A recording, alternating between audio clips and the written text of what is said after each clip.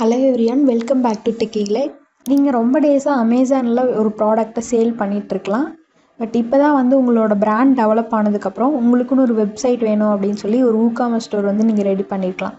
So இந்த மாதிரி டைமில் உங்களோட ப்ராடக்ட்ஸுக்கு உங்களோட வெப்சைட்டில் எந்த ஒரு ரிவ்யூவுமே இருக்காது. இப்போ தான் நீங்கள் புதுசாக க்ரியேட் பண்ணியிருக்கீங்க அப்படிங்கும்போது அகெயின் பையர்ஸ் எல்லாம் ரிவ்யூ போட வரைக்கும் நம்ம வெயிட் பண்ணிகிட்டு இருக்கணும்.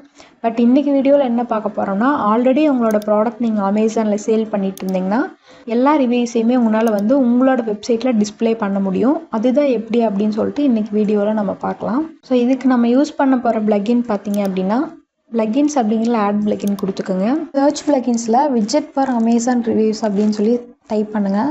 இந்த இடத்துல பார்த்தீங்கன்னா ட்ரஸ்ட் இண்டெக்ஸ் அப்படிங்கிற ஒரு ஆத்தர் மூலமாக இந்த பிளக்கின் கிரியேட் ஆகிருக்கும். இந்த பிளக்கின் இன்ஸ்டால் பண்ணி ஆக்டிவேட் பண்ணிக்கோங்க. பிளக்கின் ஆக்டிவேட் பண்ணதுமே இந்த பேஜுக்கு வந்துடும். அப்படி வரல அப்படின்னா இந்த சைடில் பார்த்தீங்கன்னா trustindex.io அப்படின்னு இருக்கும். இதில் உங்களோட ப்ராடக்டோட யூஆர்எல் என்னவோ அது பேஸ்ட் பண்ணுங்கள். இப்போ நான் இந்த ப்ராடக்டோட யூஆர்எல்லை நான் எடுத்து பேஸ்ட் பண்ணிக்கிறேன். இதில் உங்களோட செல்லர் ப்ரொஃபைலோட யூஆர்எல் இருந்தாலும் நீங்கள் இதில் கொடுக்கலாம். லிங்க் கொடுத்துட்டு செக் அப்படிங்கிறது கொடுத்துட்டிங்கன்னா இந்த இடத்துல பார்த்தீங்கன்னா உங்களுக்கு அந்த ப்ராடக்ட் காமிக்கும். இதில் கனெக்ட் அப்படிங்கிறது கொடுத்துருங்க. இந்த ரிவ்யூவெல்லாம் இம்போர்ட் ஆகிறதுக்கு ஒரு ஃபியூ மினிட்ஸ் டைம் எடுத்துக்கும். அதுக்குள்ளே இந்த விட்ஜெட் செட்டப் நம்ம பண்ணிடலாம். விட்ஜெட் செட்டப்புக்கு பார்த்தீங்க அப்படின்னா நிறைய லேஅவுட் ஆப்ஷன் நம்மளுக்கு கொடுத்துருப்பாங்க. நீங்கள் ஒவ்வொன்றா இப்படி ஸ்க்ரோல் பண்ணி பார்த்தீங்கன்னா உங்களுக்கு கொடுத்துருப்பாங்க. ஸ்லைடர் 1 ஸ்லைடர் 2 அப்படின்னு சொல்லிட்டு இருக்கும். அந்த லேஅவுட் எல்லாமே உங்களுக்கு எந்த ஸ்லைடர் வேணுமோ அதை நீங்கள் சிம்பிளாக செலக்ட் அப்படிங்கிறது மட்டும் கொடுத்துட்டிங்கனாலே போதும். நான் ஸ்லைடர் 2 அப்படிங்கிற லேஅவுட்டை செலக்ட் கொடுத்துட்றேன். இதுக்கப்புறம் ஸ்டைல் சூஸ் பண்ணணும். இதில் ஸ்டைல் அப்படிங்கிறதுல பேக்ரவுண்ட் உங்களுக்கு எந்த மாதிரி இருக்கணும், பார்டர் வேணுமா வேண்டாமா, ஷேடோ காமிக்கணுமா, இந்த மாதிரி ஒரு சில ஸ்டைல் ஆப்ஷன்ஸ் எல்லாமே நம்மளுக்கு கொடுத்துருப்பாங்க. டார்க் பேக்ரவுண்ட் கூட நீங்கள் சூஸ் பண்ணிக்கலாம். உங்களோட தீமுக்கு எது கரெக்டாக இருக்குமோ அதை நீங்கள் செலக்ட் பண்ணிக்கோங்க. நெக்ஸ்ட்டு இந்த விட்ஜெட் செட்டிங் பேஜுக்கு வந்துடும். இதில் உங்களோட லாங்குவேஜை நீங்கள் மாற்றணும் அப்படின்னா கூட மாற்றிக்கலாம். டேட் ஃபார்மேட் என்ன அப்படிங்கிறத நீங்கள் இதில் வச்சுக்கலாம். இப்போ சப்போஸ் 2 டேஸ் முன்னாடி ரிவ்யூ போட்டிருந்தாங்கன்னா 2 days ago அப்படிங்கிற மாதிரி காமிக்கும். இல்லைனா டேட் வைஸாக காமிக்கணும்னா எந்த ஃபார்மேட்டில் உங்களுக்கு வேணுமோ அதை நீங்கள் செலக்ட் பண்ணிக்கலாம். அதே மாதிரி நேம் ஃபார்மேட்டும் நீங்கள் செலக்ட் பண்ணிக்கலாம். மேக்ஸிமம் டிஃபால்ட்டாக இருக்கிறத நீங்கள் அப்படியே விட்டீங்க அப்படின்னா கரெக்டாக இருக்கும்.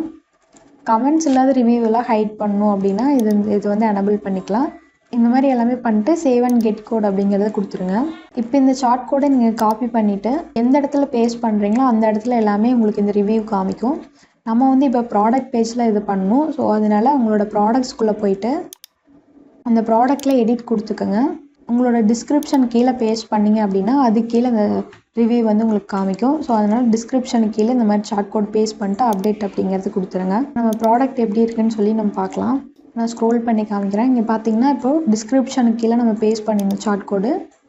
அதே மாதிரி டிஸ்கிரிப்ஷன் கீழே அந்த ரிவ்யூ எல்லாமே ஆட் ஆயிடுச்சு. ஆல்மோஸ்ட் 37,000 ரிவ்யூஸ் இருக்குது. இந்த ப்ராடக்ட்லேயும் பார்த்தீங்கன்னா 37,000 ரிவ்யூஸ் இருக்குது. 4 ஸ்டார் ரேட்டிங் இருக்குது. ஸோ எக்ஸாக்டாக உங்களுக்கு இதில் என்ன இருக்கோ அது அப்படியே உங்களுக்கு இதில் வந்துருச்சு.